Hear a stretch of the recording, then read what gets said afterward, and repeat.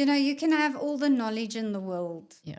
But if you don't know how to share it and if you don't know how to communicate it, you will never be heard. As an example, I don't have a matric, but I've got potential. I've got learning potential, I've got potential, and I've got the skills. How do you then envision a corporate institution playing their part with a person like me? What are some of those challenges? Is it budget constraints? What do they look like? Ultimately, it's about how do we really meet the student where they are. Welcome to the Diversity, Equity and Inclusion Vault, the place where we unlock real conversations that matter for workplaces, communities and society.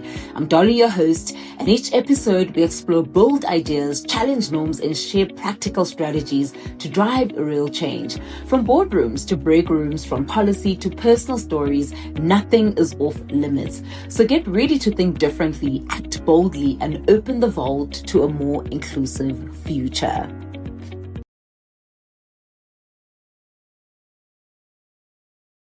Hello, everyone, and welcome to another episode of the Diversity Vault, where we unpack matters concerning transformation in our country, South Africa specifically. And this is where we have robust discussions that are unvarnished, transparent, in a safe space around diversity, equity, and inclusion. I'm particularly excited about today's conversation because we're going to talk about the state of education in South Africa, in particular, just the glaring disparities that we see between education and employment. Many people fall through the cracks based on the quality and the levels of education that we actually see. I mean, it's a big macroeconomic issue, right? And we all know that education is one of the levers that will help advance the socioeconomic landscape. But we seem to be struggling in South Africa in terms of advancing quality students, quality people that will be able to go into workplaces, being ready to be able to be infiltrated into those kind of spaces. And so, of course, we know that primarily government is the one that's responsible for making sure that they create equitable structures, I suppose, for quality and substantive education in the various structures. We see disparities between the private, education as well as public schools as well, and further perpetuating, I suppose, inequality in terms of access in the education space. And so I'm excited today to unpack this conversation. Government alone is not going to solve this issue. Of course, primarily, I think they are responsible, but I think we need a collective and a collaborative approach. And one of the institutions I think that can make a difference in terms of making sure that they provide further access and develop people coming into workplaces is the corporate institution. And so today I'm going to have this conversation with my dear friend, my colleague, whom I do a lot of work with in the space, who is a learning and development practitioner who's earned so many strides in the space. I know firsthand that she's incredibly passionate about the development of people and making sure that she creates access for everyone, irrespective of their racial profile. And so, ladies and gentlemen, whoever is watching from whichever corner of the world you're watching from, please help me welcome my friend and my colleague, Mrs. Christelle Terblanche. Christelle, welcome to the Diversity Vault. Thank you, and I feel so incredibly honored to be part of this conversation. Yeah, it's long overdue, actually. Exactly, and you've touched on, in your first statement, on so many things that I feel incredibly passionate about. Yes. So I'm excited to unpack this with you. Yeah, I know no other better person to do this with, so I'm incredibly excited. And let's kick off our conversation, and maybe you, maybe just give us insight. I know that, like I said in the intro, you've got a lot of weight, I suppose, in the learning and development space, and so you've got a lot of insight in terms of how perhaps corporates can partner with government institutions in playing their own role in terms of further developing those who never really had fair playing ground, I think, in terms of access when it comes to education. But before, I really want to ask, from your own perspective, why is the issue of access in education, particularly those then that don't have matric, still one of the most critical equity challenges in South Africa today? So why do you think that's still the case? Dolly, I think in South Africa, there's still a perception that the only ticket into the workplace is the ticket of having a matric. Unfortunately, what that means is that people with great potential and talent is completely overlooked in the process. industry is going to have to move away from qualifications only into a skills, potential and talent kind of lens. I love that. So unfortunately, company policies and procedures have really made this a very impossible initiative to embark on. To find really incredible, talented people who just in life needs a break. And unfortunately, the way that our recruitment processes are structured, that one-liner matric only actually excludes a huge amount of people in the process. Such an important point you're making. And perhaps just to extend on that, what you're saying is that I think perhaps as corporate institutions, we have to be very sober-minded and awaken to the realities of social inequities that are happening, because we can't work in isolation, right? We need to stand in solidarity with some of these pain points where we understand the nature actually of where we are in terms of education in South Africa is such that we do have a disparity. And so what role then do we have as corporate institutions in trying to close that gap? And then talk to us about some of the learning programs. So how do you think we can actually bridge this? You know, I just want to go in already. So how do you think we can actually bridge? Because you're absolutely right. I mean, if we look at the state of just the social inequality that exists where there are so many people that fall through the cracks that don't even get to matric.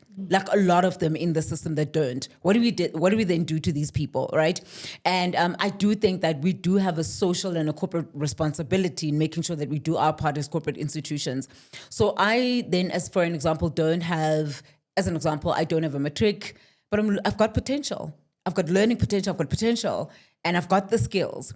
How do you then envision a corporate institution playing their part with a person like me? Well, I think it's a two-part question. Sure. You have legacy issues. Yes. Where you already have a workforce of individuals who doesn't have matric. Yes. So how do we bridge that gap? Because you find that this is a person who really shows up. They are incredible in the job that they do. But unfortunately, they've reached the glass ceiling. Yes. So they can't progress any higher.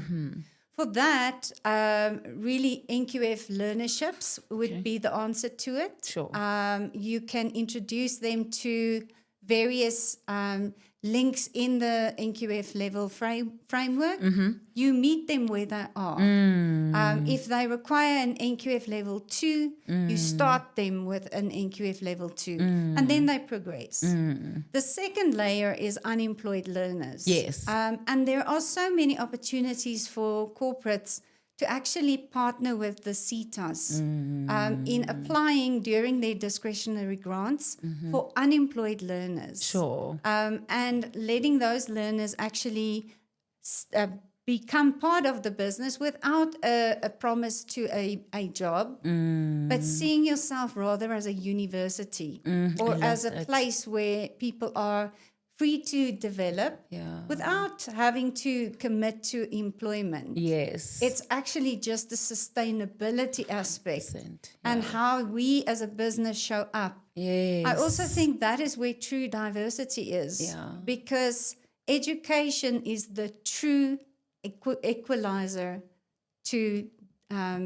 society as a whole. That is so incredible. Education is a true equalizer to, what did you say? To diversity, equity, to diversity.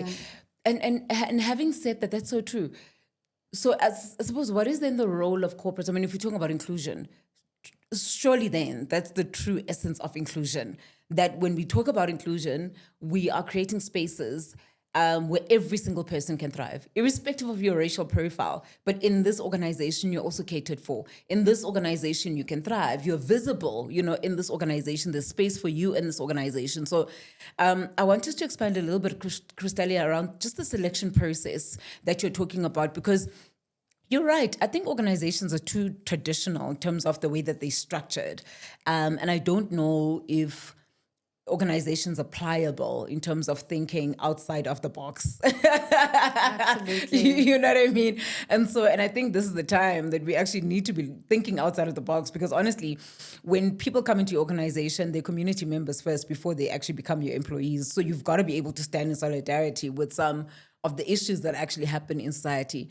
how do we get organizations to start those conversations around inclusion so that we can break those rigid structures of recruitment and selection process? This is a step-by-step guide. This is what we're going to follow. This is the framework. How do we break that so that we can actually align to the pain points of society? I think your biggest challenge is going to be to involve and influence leadership. There's going to have to be some kind of policy amendment in saying what global trends are saying is that it's skills first and no longer quality first.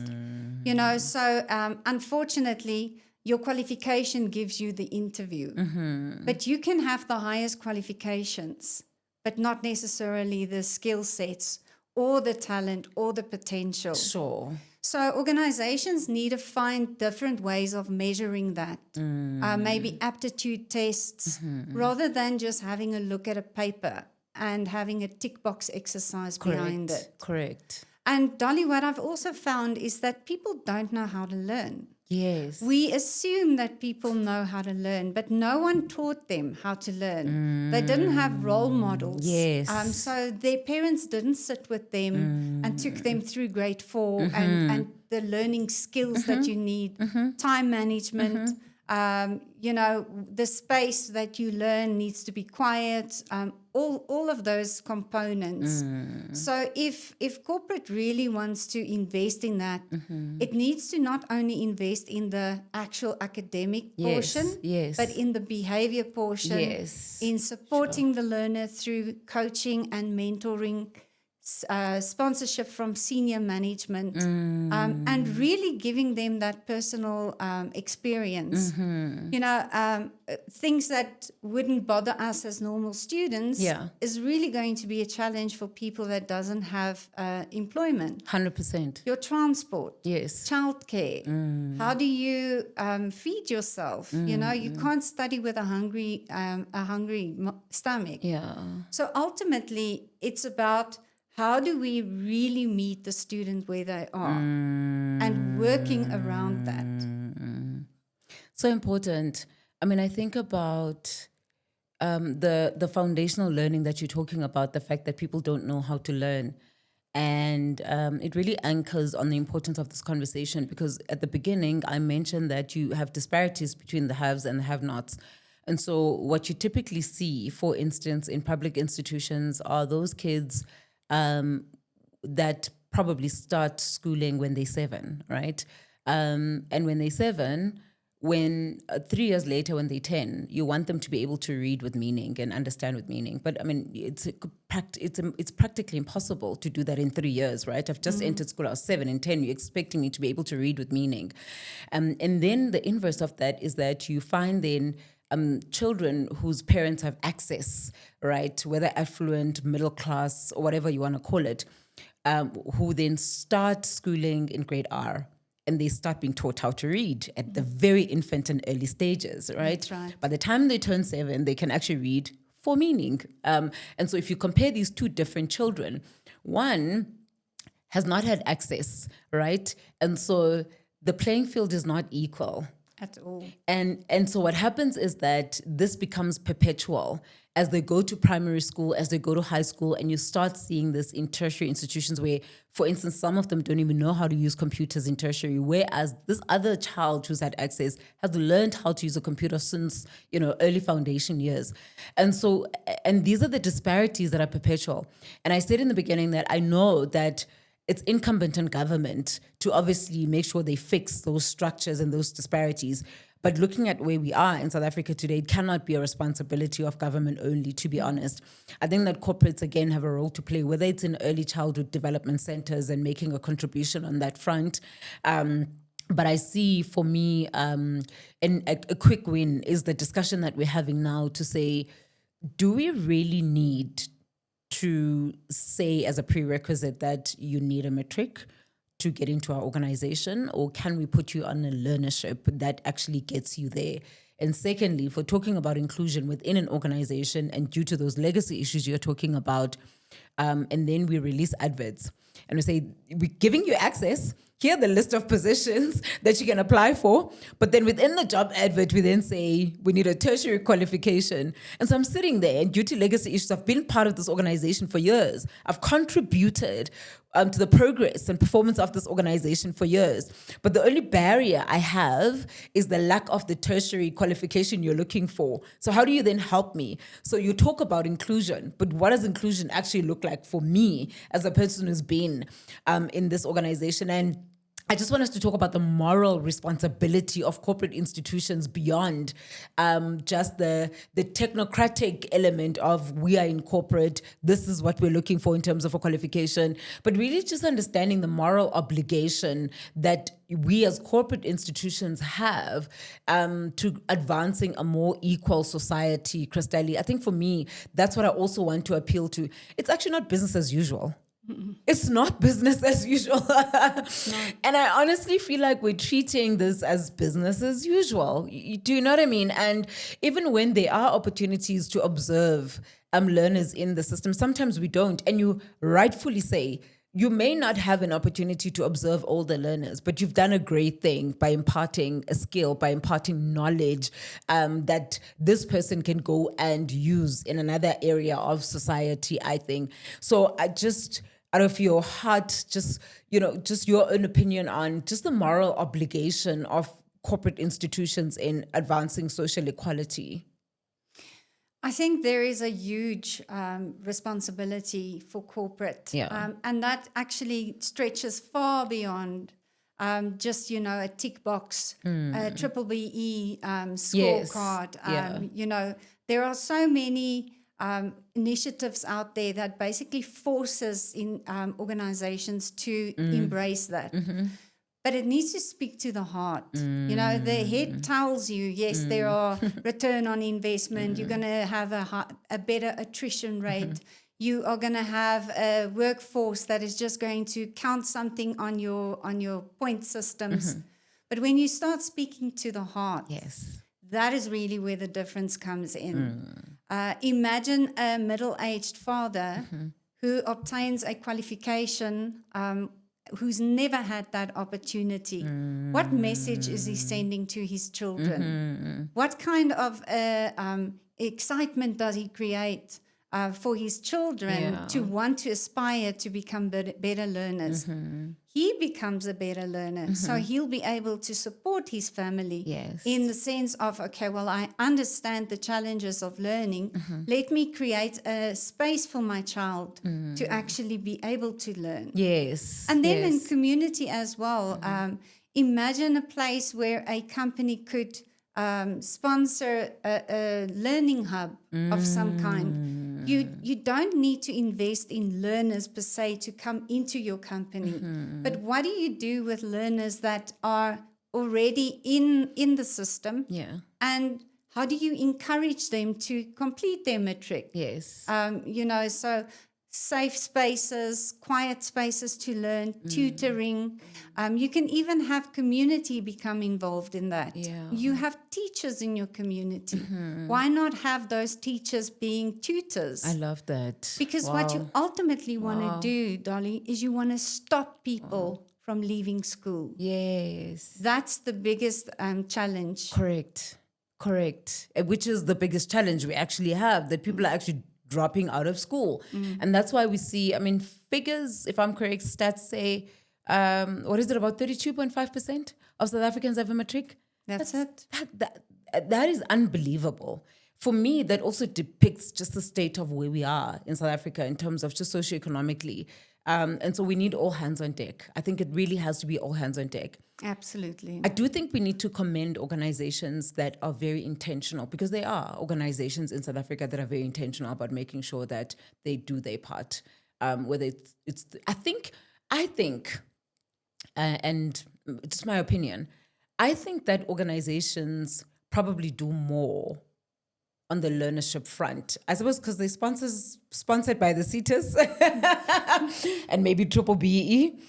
Points that they need to get, to your point, but it's really not about that. Yes, we understand the compliance part, but the heart needs to, I think we need to lead with the heart when it comes to these things as organizations, because look, these are the communities we're operating in as businesses. And so we've got to be able to lead with the heart. And so we also have to commend institutions and organizations that do their bit. I also just want to understand what could be some of the challenges that serve as barriers and could prohibit corporates from running these learning interventions that would support the advancement and creating access for those who don't necessarily have the adequate levels of education that will be able to help them be integrated into workplaces. What are some of those challenges? Is it budget constraints? What do they look like? It's definitely budget constraints because business needs to invest in learning and development that makes sense to the bottom line of the business. Sure. But it's also about how do you leverage on the projects that's available within the CETA. Yeah. So many businesses overlook the learnerships for unemployed individuals. Uh-huh. And the main reason for that, Dolly, is resources. It's very difficult. If you want it to really have success, you need to invest resources in getting people to succeed in these learnerships. Yeah. So who takes care of these learners while they are in the program? Who mentors them? Who coaches them? Organizations still has jobs that they need to fulfill. So what space do you create for your leadership to actually move into coaching and mentoring roles? How do you let someone who's a subject matter expert in the business, how do you free them from their normal duties so that they can actually act as a tutor of some kind to those students? Many organizations outsource their development, which is in essence actually the best and easiest way because service providers do bring expertise with them. Sure. And they take care of all the administration that goes with it. So that gives the organization a sense of relief. But what lacks is the relationship. Yes. So you can't divorce the two. If you really want to see a great amount of success, you use NGOs. There are amazing organizations out there that looks at grassroots. So how do you prepare people future ready for a job? Yeah. Interview skills, how to show up in an interview. Yes. Conflict skills, those kind of things. So there are non NPOs who actually has that as a offering. Yes. Then you have your service providers who's got the expertise. And then you have the organization itself that has the workplace exposure. Yes. So it's very important that workplace exposure is used to make the connection between the theory and what practically happens in the business. Yeah, that's important. So you talk about workplace readiness. I think that's super important, actually. I mean, should we not be leading with that initiative? I'll call it an initiative. I don't like the word initiative because it sounds like an event. Initiatives are events. They're for the short term. And perhaps when we're having these conversations, it's about the long haul, really. We're not trying to stitch anything in here. We're having conversations that are sustainable.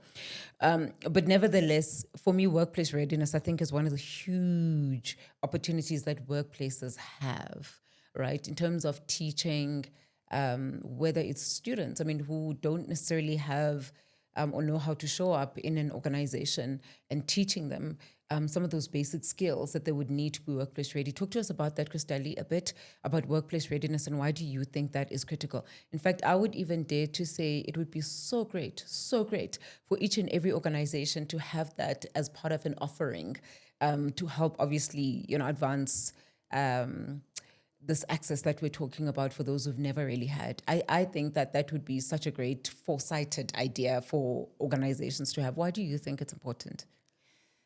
You can have all the knowledge in the world. Yeah. But if you don't know how to share it and if you don't know how to communicate it, you will never be heard. Workplace readiness is really how you show up Yeah. And what type of professional image do you want to portray? Yeah.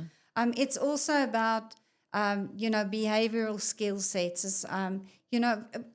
If we weren't taught or exposed to conflict in our careers, we would have never known how to handle it, and we would have internalized it and made it very personal. True. So you have to expose your students literally to those kind of situations and guide them through it and mentor them through it.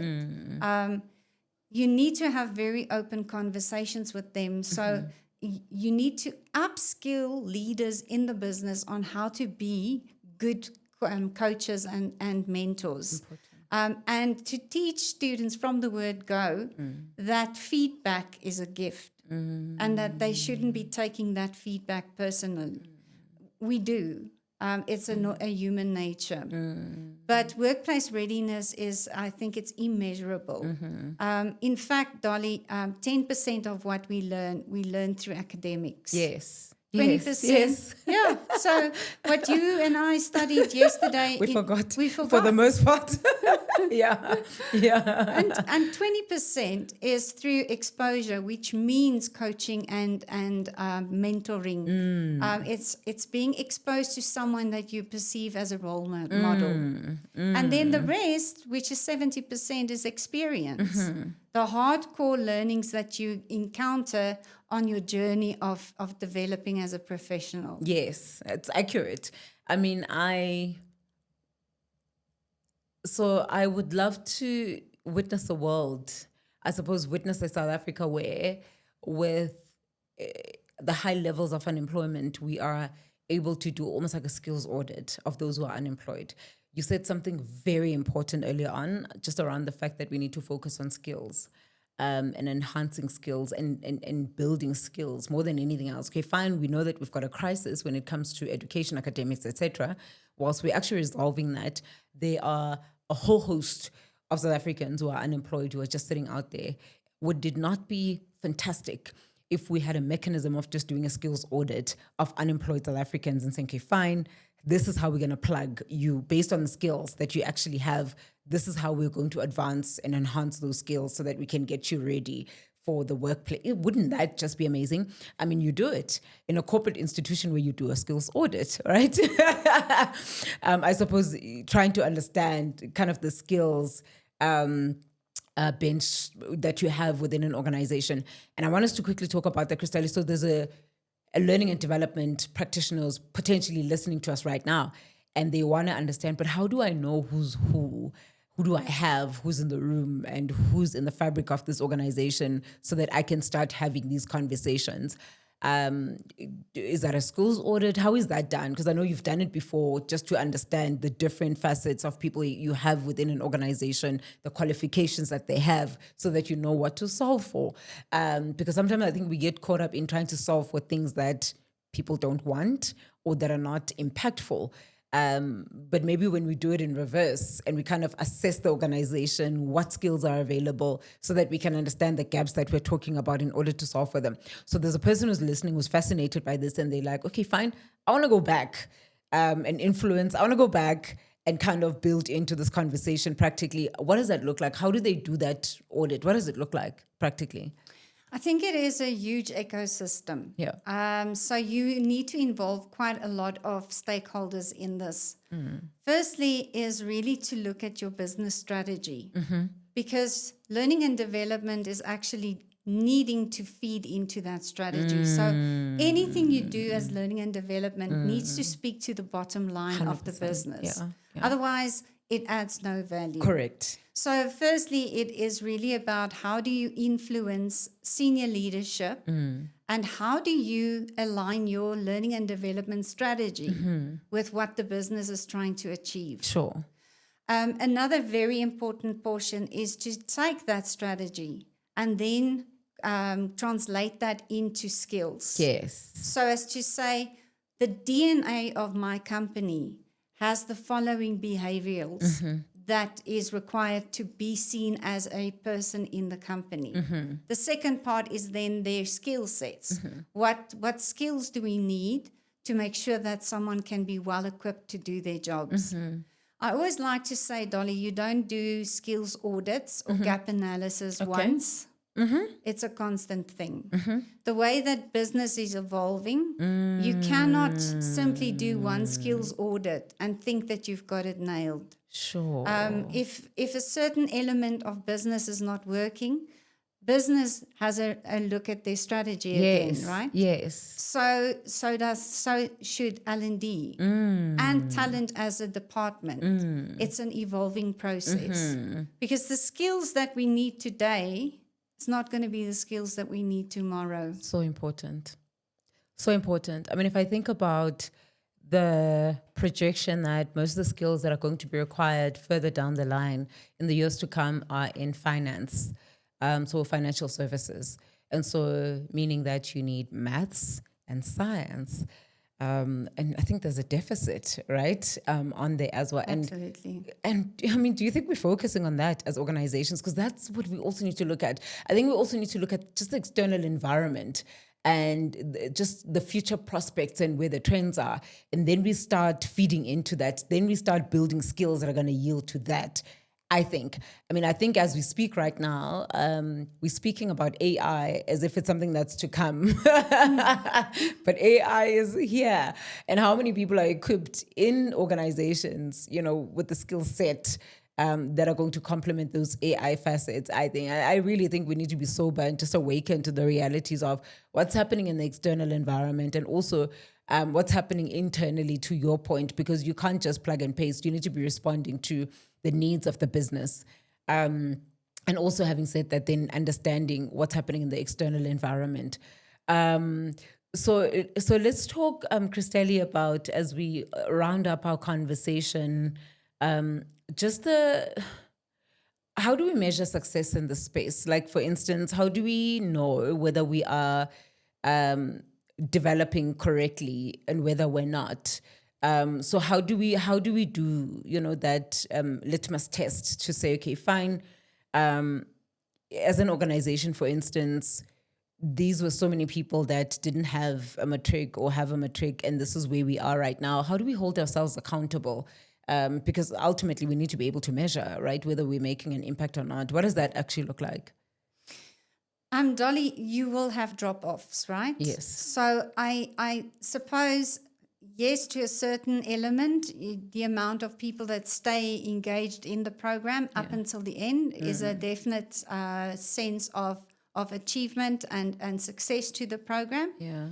But if you didn't determine from the very beginning what stopped someone from achieving matric in the first place, and you don't remove those barriers, people are going to fail for the second time.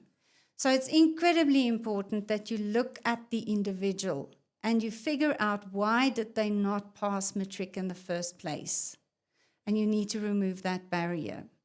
Secondly, you need to stay very close to your company key performance indicators. So how does learning and development speak to the indicators or key indicators of the business? But here's the thing. Learning and development also needs key performance indicators. Yes, correct. It needs to be measured. Yes. So, there are many models. One of them are called the Kirkpatrick model, which says that you firstly see the reaction that people have on your training. So how do they react? And then after the training, how do they behave? Because that's ultimately what you want to see, right? Yeah. You want to see what they've learned, and that you do through assessments. But the behavior needs to change. And then it's constant evaluation of that program. Yes, yes. So I think it's more than just your drop-off rates. It's also what impact does it have on your KPIs. 100%. I mean, I hear you talking about intentionality. So it's really just being intentional about the objectives, number one, and really the impact and the outcomes that you want from this program. It's really just having the heart for it and being intentional. So, Christelle, there may be a person who's watching here that says, actually, I'm one of those people that fell through the cracks. I'm in an organization and I don't have a matric. Maybe there are learning opportunities for me to be able to get into an NQF, but I have so many other responsibilities. I have to come to work. I have to focus on delivering work. I've got a family to take care of. I really, really want to complete my matric, but I just feel so overwhelmed. There's a lot going on. How do I balance all of this? What would you say, to encourage a person that's watching that's like, you know what, even if they are 50 years or even more, it's still an opportunity, to your point earlier on, right? It's a proud moment for you to have attained that qualification. But so having to play all of these multiple roles that I have to deliver on the day-to-day, but I'm also then in this learnership where I can, acquire my matric qualification. What do you say to encourage that person? So, you know what? Unfortunately, not having a matric does have a huge impact on your self-esteem. Yeah, it does. So you feel, I failed. I don't really belong here. I will never get out of this pit that I find myself in. It's really about starting very small. Yes, aspire to that degree, but try to get very measurable and obtainable rewards for yourself, and make it incremental. It is always going to be difficult to get a qualification. Doesn't matter in what privileged position you find yourself in, it is difficult to get the recognition after you've passed. Yes. But it's very important that you know how to reach out and ask for help, and to be very honest towards your employer in explaining to them what your challenges are. Sure. Rather at the beginning, on the onset, to say, listen, I have a family that I need to care for. I can't stay after hours to do the training. I am struggling with transport money. The main recipe for success, actually, at the end of the day, is to listen to your learners. Yes. And to see what it is that is going to hinder them from getting this qualification. Yeah. And then the long and short of it is to believe in yourself. Because ultimately, we know that you did not fail matric or finish matric because of your ability. It was just your circumstances that didn't allow you in the first place. Yeah. You get a second chance now. So use it to your fullest. Yeah. Thanks, Christelle. I do think that the issue now is no longer, I think the issue is not mainly about access right now. It's about quality. What I say by that is that I think there are now structures that are embedded in the system for people to get their qualifications, by and large. I think there are organizations and structures. Quality may be an issue. And I say this because I think that we've got this obsession over celebrating the number of people that pass matric. But I'm not sure if we ask the question around the quality of those matriculants. And I think for me, that's just honestly something that gives me sleepless nights, that every single year we are so obsessed with celebrating the number of people that pass matric, which is great, phenomenal, we should. But do we then dig deeper into saying, what is the quality of these matrics that we're actually producing? And the reason why I say that, Christelle, is because surely you've got a basket of matriculants, right? And who are now looking for employment. What are some of the challenges that employers face when they look at the quality of matrics that come into the system? Do you know what I mean? So yes, we are fascinated by, yes, we've got so many matriculants, but it doesn't end there. You've got a corporate institution that now has to inherit these matrics. And the question is it the right quality of matrics that corporates are actually inheriting so that they can take them further in terms of their development? What are your thoughts on that? I agree so totally with you. I mean, it's very rarely that I see a matric result higher than 60. I suppose the target market that we are trying to use are people that doesn't have a lot of massive, points or academic accolades. So from the onset, you know that you are going to deal with people that barely scrape through. Yes. And I think it touches Yes. on what caused that. Yeah. For me, I think the circumstances around that marks must be taken into consideration. Again, it's not about the person's ability. They passed matric. It's about how did they pass matric? Were there support? I take it from my children. They had to have extra math classes. That's privilege. Yeah. So yeah. if they didn't Yeah. have that privilege, Yes. they would have probably failed maths. Yes. So it's really it's about the quality of the training or the education itself, but it's more than that. And I think that's why then it's actually fundamental. The role of corporates is so important, because now that they're inheriting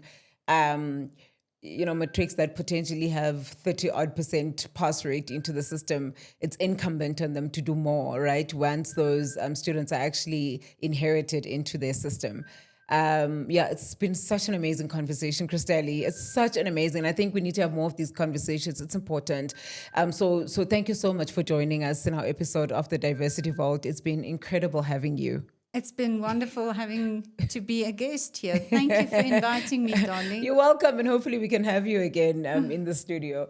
Thank you so much, everyone, for watching. I've thoroughly enjoyed this conversation. Education continues to be a key challenge in South Africa, with glaring disparities between the levels of education that we're seeing as well as the unemployment rates in South Africa. So surely then, government cannot be the only one who is responsible for putting these structures in place. There is a collective role that requires to be played, and corporate institutions, I think by and large as well, have got a role to play in trying to make sure that they create inclusive and equitable structures for those who have fallen through the cracks. Thank you for watching another episode of our Diversity Vault.